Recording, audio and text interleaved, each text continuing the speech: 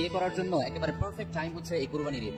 তোমরা যারা রিলেশনে আছো, ইমিডিয়েটলি তোমার পার্টনারকে একটা মেসেজ ড্রপ করো, স্ট্রেট ফরওয়ার্ড তাকে বলো, জান, এই যে কথাটা বলা হয়েছে কোরবানির গোশত দিয়ে প্রেমিকাকে বিয়ে করবে, দ্রুত বিয়ে করে ফেলো, এখনই বিয়ে করার সময়, কোরবানির গোশত দিয়ে একটা আয়োজন করে বিয়ে করে ফেলো, এটা আত্মা ও শাহওয়ানি, প্রকাশ্যে যৌন সুশ্রুরি।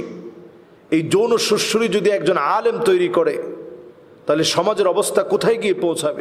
প্রথমে একজন ভাই প্রশ্ন করেছেন যে সোশ্যাল মিডিয়াতে ভাইরাল হওয়া কোরবানির গোশত দিয়ে প্রেমিকাকে বিয়ে করার জন্য উৎসাহ দিচ্ছেন নামদারি বক্তা। মাআযাল্লাহ, আল-ইয়াযু বিল্লাহ। সত্যি এ জাতীয় কোনো বিষয় যখন আমাদের কাছে জানতে চাওয়া হয় আমাদের খুব দুঃখ লাগে, ভারাক্রান্ত হৃদয় নিয়ে তখন কথাগুলো বলতে হয়। একজন আলোচক তার আলোচনায় কত হাজার রকমের বিষয় আছে যে বিষয়গুলো নিয়ে তিনি কথা বলবেন, মানুষকে দ্বীনের প্রতি আহ্বান করবেন, জাগ্রত করবেন ঈমানকে। এক একজন আলোচক যখন কথা বলবেন, ফাফাদাত আইনাহুম, তার চক্ষুটা অশ্রুসিক্ত হবে, হৃদয়গুলো বিগলিত হবে, তার কথাগুলো এমন হবে মানুষের হৃদয় ছুঁয়ে যাবে।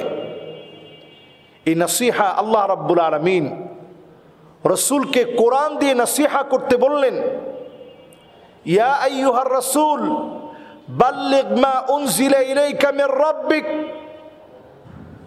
আপনার উপরে যে কোরআন আমি অবতীর্ণ করেছি এই কোরআনের দাওয়াতকে আপনি ছড়িয়ে দিন।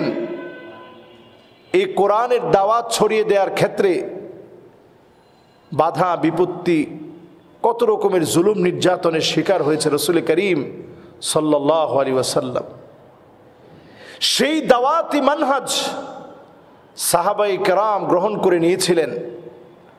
এমন হয়েছে কাফেরের সামনে গিয়ে সাহাবী দাওয়াত দিয়েছে, তরবারি দিয়ে আঘাত করেছে, মাথা থেকে ফিনকি দিয়ে রক্ত বের হয়েছে। সাহাবী বলেছে, ফুস্তু ওয়া রাব্বিল কাবা, আমি কাবার মালিকের শপথ করে বলছি আমি বিজয়ী হয়ে গেলাম, রাসূলুল্লাহর দাওয়াতনামা নিয়ে আসছি, কাফের আমাকে তরবারি দিয়ে আঘাত করেছে, আমার কোনো দুঃখ নাই, কোনো আপত্তি নাই, আমি বিজয়ী হয়ে গেলাম। ওই বক্তার জন্য ধ্বংস, ওয়াইল, ধ্বংস আর লানত ওই বক্তার জন্যে যে পাপিষ্ট বক্তারা মাহফিলের মধ্যে হাসির খোরাক দেয়, নিত্য নৈমিত্তিক নতুন নতুন ইস্যু তৈরি করে তাকে নিয়ে যেন মানুষ কন্টেন্ট তৈরি করে। অনতিবিলম্বে এই সমস্ত গর্দভ, এই সমস্ত মূর্খ, এই সমস্ত জ্ঞান পাপী ফেমাস হওয়ার জন্য যারা কাজ করে তাদের ব্যাপারে সিদ্ধান্ত নেওয়া সময়ের দাবি, ঠিক কিনা বলেন? সময়ের দাবি তাদের ব্যাপারে সিদ্ধান্ত নেওয়া। তারা দেখবেন পিছনে একটা ব্যানার লাগিয়ে, সামনে কেউ নাই, ব্যানার লাগিয়ে তারা কথা বলে, মনে হচ্ছে মাহফিলের মঞ্চে কথা বলতেছে। এখনো ছাত্র অবস্থা, পড়াশোনা করতেছে বিভিন্ন মাদ্রাসায়, তাদের কথার ভিতরে এতটা অশ্লীলতা, আত্মা ও শাহওয়ানি, যেটা মুনাফিকদের অন্যতম আলামত, যেই আলামতের কারণে ফিদ্দারকিল আসফালি মিনান নার, মানুষ চিরস্থায়ী জাহান্নামে থাকবে, যৌন সুশ্রুরি তৈরি করা। এই যে কথাটা বলা হয়েছে কোরবানির গোশত দিয়ে প্রেমিকাকে বিয়ে করবে, দ্রুত বিয়ে করে ফেলো, এখনই বিয়ে করার সময়, কোরবানির গোশত দিয়ে একটা আয়োজন করে বিয়ে করে ফেলো, এটা আত্মা ও শাহওয়ানি, প্রকাশ্যে যৌন সুশ্রুরি। এই যৌন সুশ্রুরি যদি একজন আলেম তৈরি করে তাহলে সমাজের অবস্থা কোথায় গিয়ে পৌঁছাবে? সুতরাং প্রথমে সে যে এলাকার, ওই এলাকার আলেমদের দায়িত্ব হচ্ছে তার বিরুদ্ধে অবস্থান নেওয়া। এরপরের কথা হচ্ছে আলেমদের পরে তার বিরুদ্ধে সমস্ত মানুষের সজাগ হওয়া দরকার।